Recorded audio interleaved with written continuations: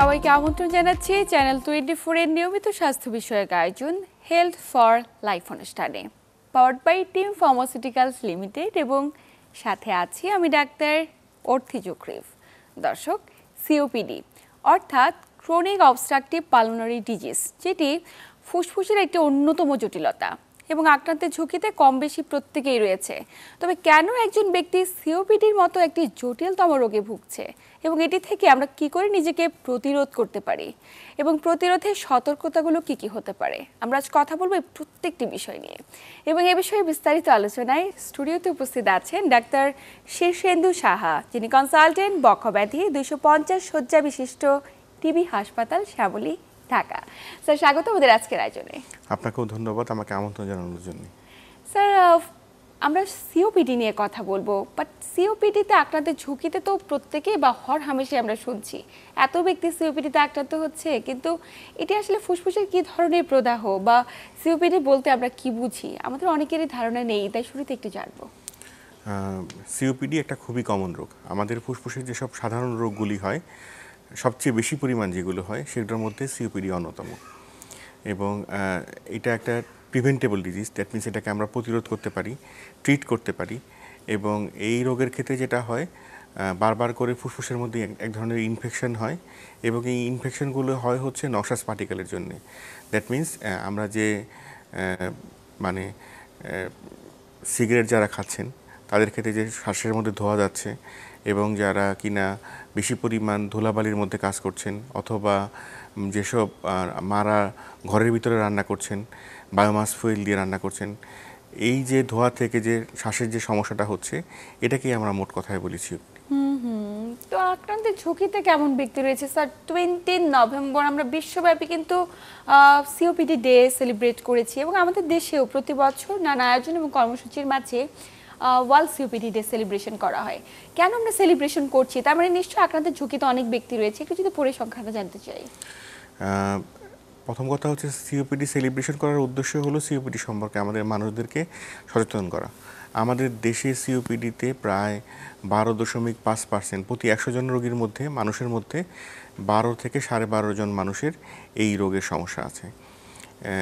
এবং এইটা শুধুমাত্র পুরুষ মানুষদের ক্ষেত্রে আছে তা না, এখন দেখা যাচ্ছে যে মেয়েদের ক্ষেত্রেও এই রোগের, আগে আমরা বলতাম যে মেয়েদের এই রোগের ঝুঁকি কম যেহেতু তারা ধূমপান করেন না, কিন্তু এখন এই পরিস্থিতিতে দেখা যাচ্ছে মেয়েরাও একই রকমভাবে ছেলেদের মতো আক্রান্ত হচ্ছেন। তার মানে প্রত্যেকে আক্রান্ত হচ্ছে। এবং স্যার, আমি ধূমপান করছি না কিন্তু আমার পাশের জন ধূমপান করছে, এটিও কি প্যাসিভ স্মোকার হিসেবে আমার আক্রান্তের কারণ? মেয়েদের ক্ষেত্রে আক্রান্ত হওয়ার অন্যতম কারণ হচ্ছে এটা। ইভেন আমরা অনেকেই তরুণ বয়সে কিংবা খুব কম বয়সে সিওপিডিতে আক্রান্ত হচ্ছে, তার প্রধান কারণও কিন্তু এটা। এবং আরেকটা কারণ ইম্পর্টেন্ট হচ্ছে যে, যদি আমরা বলি যে ধূমপান সবচেয়ে ইম্পর্টেন্ট কারণ, কিন্তু আমাদের যারা গৃহিণীরা যারা ঘরের মধ্যে রান্না করেন, গ্রাম দিকে কিন্তু এখন পর্যন্ত গ্যাসের তেমন ব্যবহার নেই। সেখানে চুলার মধ্যে খড় পুড়িয়ে রান্না করে অথবা গোবর থেকে রান্না করে। এই যে অনেকে কয়লা দিয়ে রান্না করে, প্রচুর ধোঁয়া তৈরি হয়। এই ধোঁয়াগুলো যখন শ্বাসের মধ্যে যায়, সেখান থেকে কিন্তু সহজেই মেয়েরাও আক্রান্ত হচ্ছে। তো স্যার, আমরা চাই না কখনো কোনো মা, কোনো নারী কিংবা কোনো ব্যক্তি সিওপিডিতে আক্রান্ত হোক, বা অ্যাক্টিভ স্মোকার কিংবা প্যাসিভ স্মোকার, কেউই না। তো সেক্ষেত্রে স্যার, আমরা কি করে বুঝবো আসলে যে সিওপিডিটা হচ্ছে কিনা, মানে এটিতে আক্রান্ত হলে উপসর্গগুলো কেমন প্রকাশ পেতে পারে? প্রথম উপসর্গ হবে হচ্ছে যে, আমাদের কাছে কমনলি যেসব রোগীগুলো যেসব কমন কমপ্লেন নিয়ে আসে, এক নম্বর বলে দীর্ঘস্থায়ী কাশির কথা বলে। অনেকের ক্ষেত্রে এই কাশির সাথে কফ আসে, অনেকের ক্ষেত্রে কাশির সাথে এই কফটা আসে না। আর একটা জিনিস বলে, সেটা হলো শ্বাসকষ্ট হয়, এবং শ্বাসকষ্টটা প্রোগ্রেসিভলি বাড়তে থাকে। তার যত দিন যায় তত শ্বাসকষ্ট বাড়ে, এবং এইটা প্রায় সারা বছর ব্যাপী থাকে। এই শ্বাসকষ্ট তার কখনোই কমে না। এবং আরেকটা জিনিস তারা আমাদেরকে কমনলি বলে যে, বারবার করে তাদের ফুসফুসে ইনফেকশন হয়। কিছুদিন যায়, তারপরে আবার একটা ইনফেকশন হয়, তখন তার শ্বাসকষ্টটা আবার তীব্র পরিমাণ বেড়ে যায়। এরকম নানা রকম উপসর্গ নিয়েই কিন্তু আমাদের কাছে বেসিক্যালি রোগীগুলো আসে। মানে প্রথম উপসর্গ এবং অন্যতম উপসর্গ শ্বাসকষ্ট। শ্বাসকষ্ট। অ্যাজমা হলেও তো শ্বাসকষ্ট হতে পারে, সেক্ষেত্রে আমরা অ্যাজমা থেকে সিওপিডি পার্থক্য কিভাবে করব? অ্যাজমা থেকে সিওপিডি পার্থক্য হচ্ছে, আমরা প্রথমেই বললাম যে সিওপিডির ক্ষেত্রে এই শ্বাসকষ্টটা থাকবে হচ্ছে পারসিস্টেন্ট, দ্যাট মিনস হতেই থাকবে এবং পার্মানেন্টলি রোগীকে আক্রান্ত করবে। কিন্তু অ্যাজমার ক্ষেত্রে একটা অফ অ্যান্ড অফ ফিনোমিনন থাকে, দ্যাট মিনস কখনো কখনো রোগী ভালো হয়ে যাবে, আবার কখনো কখনো শুরু হবে। তো যখন রোগীরা আমাদেরকে শ্বাসকষ্টের সমস্যার কথা বলে, আমরা যখন জিজ্ঞেস করি যে আপনি কি শ্বাসকষ্ট কি আপনার এই সারাক্ষণই থাকে নাকি কখনো কখনো আপনি ভালো থাকেন, যখন তারা বলে যে না মাঝে মাঝে আমরা ভালো হয়ে যাই, ওষুধ নিলে ভালো হয়ে যাই, তখন আমরা ধরে নিই এটা সিওপিডি হতে পারে, অ্যাজমা হতে পারে। আর তাছাড়াও ইম্পর্টেন্ট যেগুলো ফ্যাক্টর থাকে, রিস্ক ফ্যাক্টরগুলো খুবই ইম্পর্টেন্ট। আমরা যখন হিস্ট্রি নিই তখন আমরা জিজ্ঞেস করি যে আপনি ধূমপান করেন কি না, করলে আপনি কতদিন ধরে করতেছেন, অথবা আপনি কি কাজ করেন, আপনার সেখানে কোনো রকম কোনো ইন্ডাস্ট্রিয়াল এক্সপোজার হচ্ছে কি না, অথবা অন্য কোনো জায়গার থেকে কোনো অন্যান্য কোনো নেশাজাতীয় দ্রব্য আপনি গ্রহণ করেন কি না। মেয়েদের ক্ষেত্রে আমরা জিজ্ঞেস করি কমনলি যে আপনি ঘরের মধ্যে যারা রান্না করেন সেটার মধ্যে কোন ধরনের চুলা ব্যবহার করেন, রান্নাঘরটা আপনার স্বাভাবিক কিনা। এছাড়াও কিছু কিছু জেনেটিক ফ্যাক্টর থাকে। আচ্ছা, জেনেটিক ফ্যাক্টর হচ্ছে যে বংশানুক্রমিকভাবেও অনেকের ক্ষেত্রে এই সিওপিডি রোগটা থাকে। আবার হচ্ছে যে সিওপিডি রোগীরা যে শুধুমাত্র আমাদের কাছে সিওপিডির প্রবলেম নিয়ে আসে তাও কিন্তু না, অ্যাসোসিয়েটেড কিছু কোমরবিড কন্ডিশনও থাকে। যেমন তাদের দেখা যায় মাংসপেশিগুলো শুকিয়ে যাচ্ছে সারা শরীরের মধ্যে, হার্টের সমস্যা হচ্ছে, ব্রেনের সমস্যা হচ্ছে, হাড়ের সমস্যা হচ্ছে, এগুলোও কমপ্লেন করে। মানে তার শ্বাসকষ্ট তো রয়েছে, পাশাপাশি অ্যাসোসিয়েটেড অনেকগুলো কমপ্লিকেশন অ্যারাইজ করে যায় কেবলমাত্র সিওপিডির কারণে। সিওপিডির জন্য স্যার, একটি বিষয় আপনি তো বললেন যে বংশ পরম্পরায় সিওপিডিতে আক্রান্তের একটি ঝুঁকি রয়েছে। তার মানে কারো পরিবারে তিনি স্মোকার ছিলেন, অথবা লাকড়ির চুলায় রান্না করেছেন, অথবা ইন্ডাস্ট্রিয়াল পলিউশনের কারণে তার সিওপিডি হয়েছিল। সেই পরিবারে তার যে সদস্যরা তাদের কাছে যে কেউ সিওপিডিতে আক্রান্ত হয়ে যেতে পারে কেবলমাত্র জেনেটিক্যাল ফ্যাক্টরের কারণে। না, ব্যাপারটা আসলে তেমন না। ব্যাপারটা হচ্ছে যে আমরা বলি গর্ভকালীন যদি কোনো মা গর্ভকালীন অবস্থাতে ধূমপান করেন তাহলে বাচ্চাদের ক্ষেত্রে তার সন্তানের ক্ষেত্রে সিওপিডি হওয়ার সম্ভাবনা একটা বেশি। দুই নাম্বার হচ্ছে যেসব বাচ্চার কম বয়সে খুব কম, মানে আমরা যে এটাকে বলি low birth weight baby, that means যারা যখন জন্মগ্রহণ করেন যদি তাদের বাচ্চার ওজন খুব কম থাকে তাহলে ফুসফুসটা ঠিকভাবে ডেভেলপড হয় না, সেই ক্ষেত্রে বড় বয়সে গিয়ে তাদের সিওপিডি হওয়ার সম্ভাবনা থাকে। আরেকটা জিনিস হচ্ছে আলফা 1 অ্যান্টিটিউসিন ডেফিসিয়েন্সি, এটা এক ধরনের রোগ।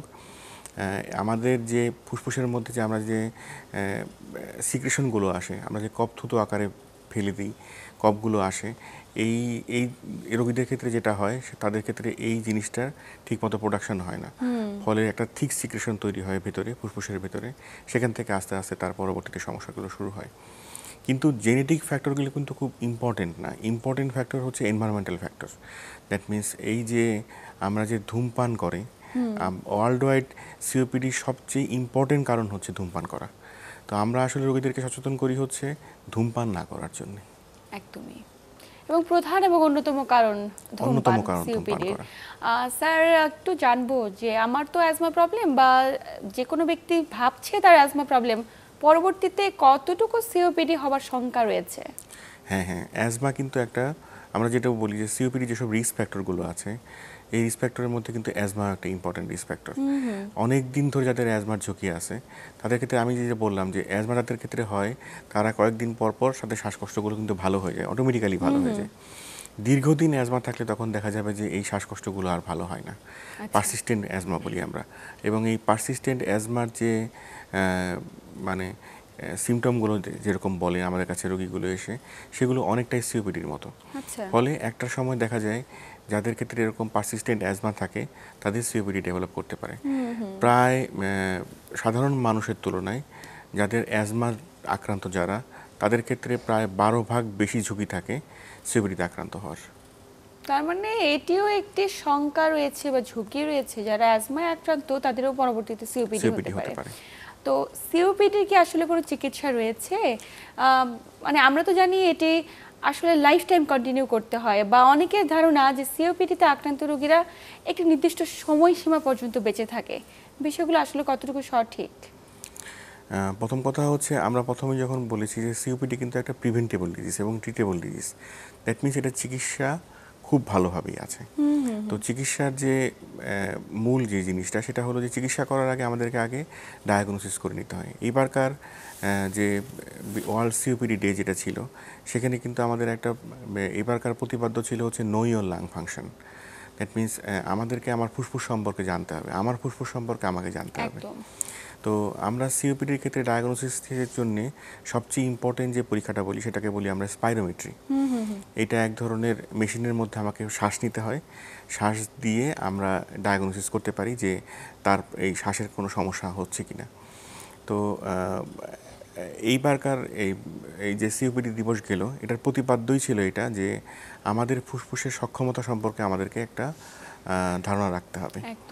এবং আমরা বলি যে সিওপিডির ক্ষেত্রে আমরা যখন ডায়াগনোসিস করি ইউজুয়ালি আমরা সবসময় এক্স রে করি অথবা কারো কারো ক্ষেত্রে দেখা যাচ্ছে সিটি স্ক্যান করি, কিন্তু মোস্ট ইম্পর্টেন্ট পরীক্ষা যেটাকে আমরা বলি গোল্ড স্ট্যান্ডার্ড পরীক্ষা সেটা কিন্তু স্পাইরোমেট্রি। এবং স্পাইরোমেট্রিটা খুব যে জটিল একটা পরীক্ষা তাও না, কিন্তু এটা কমন প্র্যাকটিস না।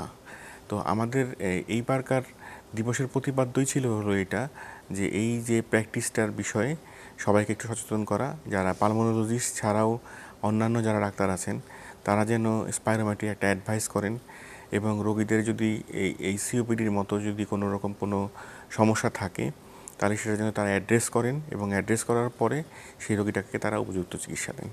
একদমই। এবং স্যার এই যে উপযুক্ত চিকিৎসার কথা আমরা বলছি, অ্যাড্রেস করলেন তো বিভিন্ন পরীক্ষার মাধ্যমে, যখন শনাক্ত হয়ে গেল যে তিনি আসলে সিওপিডিতে ভুগছেন, চিকিৎসার ক্ষেত্রে আসলে পদ্ধতিগুলো কি কি রয়েছে? চিকিৎসা করার আগে আমরা আসলে এই ধরনের রোগীগুলোকে ভাগ করে নিই কীভাবে, যে এখানে কতগুলো স্কোরিং সিস্টেম আছে। যেমন আমরা একটা হলো যে তার যে সিমটমগুলো সেটা আসলে তার যে সমস্যাগুলো এখন হচ্ছে সেটা কতটা ভয়ানক, প্রথমে আমরা সেটা বের করার চেষ্টা করি। তারপরে হচ্ছে তাকে আমরা এইটাকে যেটা করি এটাকে আমরা বলি হচ্ছে মডিফাইড মেডিকেল রিসার্চ কাউন্সিল, একটা স্কোরিং সিস্টেম আছে, এই সিস্টেমের মাধ্যমে করি। তারপরে আমরা তার কাছ থেকে সিওপিডি অ্যাসেসমেন্ট টুল নামে এক ধরনের একটা সিস্টেম আছে, এটা দিয়ে আমরা অ্যাসেস করার চেষ্টা করি তার কতটুকু কফ হচ্ছে, তার শ্বাসকষ্ট কী পরিমাণ হচ্ছে, সে তার স্বাভাবিক লাইফ লিড করতে পারতেছে কিনা, এরকম কতগুলো কোশ্চেন করে আমরা তার কাছ থেকে জেনে নিই যে তার সমস্যাটা এখন কীরকম পর্যায়ে আছে। তারপর জেনে নিই হচ্ছে যে তার গত বছরের মধ্যে কতবার এইরকম সমস্যা হয়েছে, কিংবা হলে তাকে হাসপাতালে ভর্তি হতে হয়েছে নাকি সে শুধুমাত্র ডাক্তারের কাছে গিয়ে পরামর্শ নিয়ে ভালো হয়ে গেছেন। এরকমভাবে একটা ক্রাইটেরিয়া করে আমরা গোল্ড স্ট্যান্ডার্ড ক্রাইটেরিয়া বলি এটাকে, এই ক্রাইটেরিয়া করে আমরা ওইগুলোকে ভাগ করে নিই। 3টা ভাগ আছে বেসিক্যালি, এ বি এবং ই ভাগ। 3টা গ্রুপের মধ্যে চিকিৎসা কিন্তু 3 রকম হয়। তবে মোদ্দা কথা হচ্ছে এই ধরনের চিকিৎসার ক্ষেত্রে আমরা রোগীকে তার যে ফুসফুসে বারবার ইনফেকশনের চিকিৎসাও দিই, একই সাথে হচ্ছে তাকে আমরা একটা ইনহেলার ডিভাইস অথবা একটা ডিপিআই ডিভাইস, যেগুলো কিনা শ্বাসের মাধ্যমে নিতে হবে ওষুধ, সেরকম একটা ওষুধ দিই। এবং সেক্ষেত্রে আমরা তাকে বলে দিই আপনি নিয়ম মাফিকভাবে ওষুধগুলো ব্যবহার করবেন এবং মোস্ট ইম্পর্টেন্টলি হচ্ছে ধূমপান পরিহার করবেন। একদমই। স্যার এই ওষুধগুলো আসলে কি লাইফ টাইম কন্টিনিউ করা জরুরি? মানে আমি জানতে চাই যে এটা কি নিয়ন্ত্রণযোগ্য নাকি নিরাময়যোগ্য কোনো ব্যাধি? নিরাময়যোগ্য না, বাট নিয়ন্ত্রণযোগ্য ব্যাধি। সেই ক্ষেত্রে এই ওষুধগুলোকে আপনাকে দীর্ঘদিন ব্যবহার করতে হবে। অ্যাকচুয়ালি সিওপিডি কিন্তু হলো মোস্ট পপুলেশনের ক্ষেত্রে 50 বছর বয়সের পরে।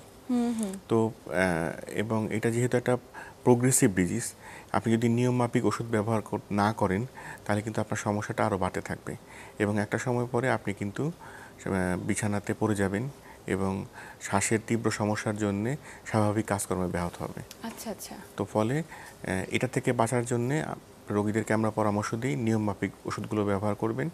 খুব যে বেশি ওষুধ ব্যবহার করতে হয় তা কিন্তু না। অধিকাংশ রোগীর ক্ষেত্রেই আমরা 2-1টা ওষুধ দিয়েই তাদেরকে নিয়ন্ত্রণ করতে পারি। কিন্তু মোস্ট ইম্পর্টেন্ট যেটা ফ্যাক্টর হয়ে দাঁড়ায় সেটা হলো যে যদি তার ধূমপানকে নিয়ন্ত্রণ না করতে পারি আমরা, তাহলে কিন্তু আমরা রোগীটাকে আসলে সুস্থ করতে পারি না। একদমই। এবং পাশাপাশি আরও একটি বিষয় রয়েছে স্যার, যারা সিওপিডিতে ভুগছে তারা তো দীর্ঘদিন ধরে শ্বাসকষ্টের রোগী এবং সেক্ষেত্রে শ্বাসকষ্টটি নিয়ন্ত্রণের জন্য আপনি তো ওষুধের কথা বললেন, অনেকে আমরা লক্ষ্য করি যে নেবুলাইজার বা অক্সিজেন সিলিন্ডার বাসায় রাখছে, সেটি ইউজ করছে, সেই বিষয়গুলো আসলে কখন কার্যকর? এটা হচ্ছে সিওপিডি কতগুলো স্টেজ আছে আমি আপনাকে বলেছি যে আমরা প্রথমে এই ওষুধ দেওয়ার আগে আমরা রোগীগুলোকে ভাগ করে নিই, এ বি এবং ই নামে এক ধরনের গ্রুপ আছে। যারা কিনা এই ই গ্রুপের মধ্যে পড়বেন এবং তাদের আরও কিছু স্পেসিফিক ক্রাইটেরিয়া থাকতে হবে। অক্সিজেন বাসায় নেওয়ার জন্য কিছু স্পেসিফিক ক্রাইটেরিয়া থাকতে হবে। আমরা রক্তের মধ্যে অক্সিজেনের পরিমাণ নির্ণয় করি। তারপরে হচ্ছে যে তার হার্টের অবস্থা, সিওপিডি হলে কিন্তু হার্টের মধ্যে এফেক্ট করে, সেটার অবস্থা আমরা আগে চিন্তা করি। এগুলো নির্ণয় করার পরে আমরা দেখি যে এই রোগীটাকে বাসাতে গিয়ে অক্সিজেন দিলে সে ভালো থাকবে কিনা। আচ্ছা, তো এগুলো সব রোগীর ক্ষেত্রে লাগে না। আপনি যেটা বললেন যে নেবুলাইজার কিছু কিছু রোগীর ক্ষেত্রে হয়তো বা 100টা সিওপিডি রোগী দেখলে আমরা তার মধ্যে 5 জনের লাগে, বাকি 95 জন রোগীকে আমরা আসলে স্বাভাবিক যে ইনহেলার ডিভাইসগুলো যেগুলো আছে এগুলো দিয়ে আমরা ট্রিট করে ফেলতে পারি। নিশ্চয়ই। এবং কখনোই আমরা চাই না কোনো ব্যক্তি এত দুর্বিষহ জীবনযাপন করুক, সেক্ষেত্রে অবশ্যই প্রতিরোধ করাটা জরুরি। সিওপিডি হওয়ার আগেই যে প্রতিরোধ ব্যবস্থা সেটি সম্পর্কে সচেতনতা বৃদ্ধি করাটা অত্যন্ত জরুরি। হ্যাঁ, এই সচেতনতা বৃদ্ধি করার জন্য কিন্তু আমরা আসলে ওয়ার্ল্ড সিওপিডি ডেগুলো পালন করি।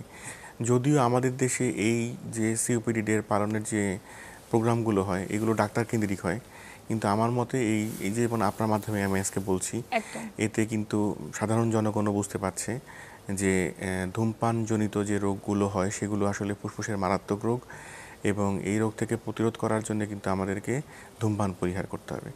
ধূমপান করলে যে শুধুমাত্র খালি সিওপিডি হয় তা কিন্তু না। সবচেয়ে ইম্পর্টেন্ট যে জিনিসটা হয়, সিওপিডি যাদের রোগ থাকে এদের ক্ষেত্রে দীর্ঘদিন ধূমপানের জন্য কিন্তু ফুসফুসের ক্যান্সারও হয়। তো ধূমপান বন্ধ করতে পারলে যে সিওপিডি থেকে সে রোগীগুলো আরাম পেয়ে যাবে সেটাও না। রোগীর কিন্তু যখন থেকে সে ওষুধ ব্যবহার শুরু করে এবং ধূমপান বন্ধ করে সেদিন থেকেই তার আসলে ইমপ্রুভমেন্ট শুরু হয়। ওষুধ ব্যবহার করলো বাট তার ধূমপান চালিয়ে গেল, তাহলে কিন্তু ঝামেলা থেকেই যায়। সম্ভব নয়। আমার মনে হয় এই জায়গাটাতে আমরা সচেতনতা বৃদ্ধি করবার চেষ্টা করেছি আমাদের আয়োজনের মাধ্যমে, এবং হয়তোবা যারা দেখছেন তারা কিছুটা হলেও সচেতন হবেন। আমরা আলোচনার একদম শেষ প্রান্তে, আপনাকে আন্তরিক ধন্যবাদ গুরুত্বপূর্ণ তথ্য এবং পরামর্শের মাধ্যমে দর্শকদের উপকৃত করবার জন্য। আপনাকেও ধন্যবাদ। আপনার মাধ্যমে চ্যানেল 24 কর্তৃপক্ষকে ধন্যবাদ আমাকে এখানে আমন্ত্রণ জানানোর জন্য। প্রিয় দর্শক, এই আলোচনার মাধ্যমে খানিকটা বুঝতে পেরেছি ধূমপান, মদ্যপান, তামাকজাত দ্রব্য সেবন কিংবা লাকড়ি চুলায় রান্না অবশ্যই ফুসফুসের সংক্রমণ এবং সিওপিডির জন্য অন্যতম কারণ এবং অন্যতম দায়ী একমাত্র মাধ্যম। আসুন আমরা সচেতন হয়ে এই বিষয়গুলোকে এড়িয়ে চলি এবং সুস্থ ও স্বাভাবিকভাবে জীবনযাপন করি। এতক্ষণ সাথে থাকার জন্য সবাইকে আন্তরিক ধন্যবাদ। সবাই ভালো থাকুন, সুস্থ থাকুন।